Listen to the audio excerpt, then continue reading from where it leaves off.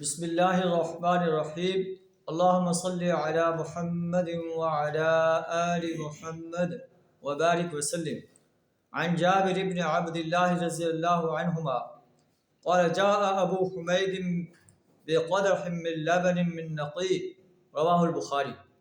حضرت جابر بن عبداللہ رضی اللہ عنہما روایت کرتے ہیں کہ ابو حمید نبی صلی اللہ علیہ وسلم کے خدمت میں ایک دودھ کا پیالہ لے آئے تو آپ صلی اللہ علیہ وسلم فرمایا الا خمرتہ، کیا تو نے اس پیالے کو ڈھانپا نہیں؟ ولو تعرض علیہ عودا، چاہے آپ اس پر کوئی لکڑی رکھ دیتے، لکڑی سے ہی ڈھانپ دیتے تو یہ بہتر تھا۔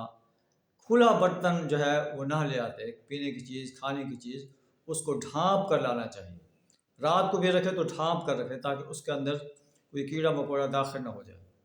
حضرت ابو ہریرہ رضی اللہ تعالیٰ عنہ فرماتے ہیں کہ نبی صلی اللہ علیہ وسلم فرمایا نعم الصدقۃ اللقحہ الصفی من حطن والشاة الصفی من حطن، بہترین تحفہ دودھ دینے والی اونٹنی ہے یا دودھ دینے والی بکری ہے جو صبح و شام دودھ کا ایک برتن بھر دے۔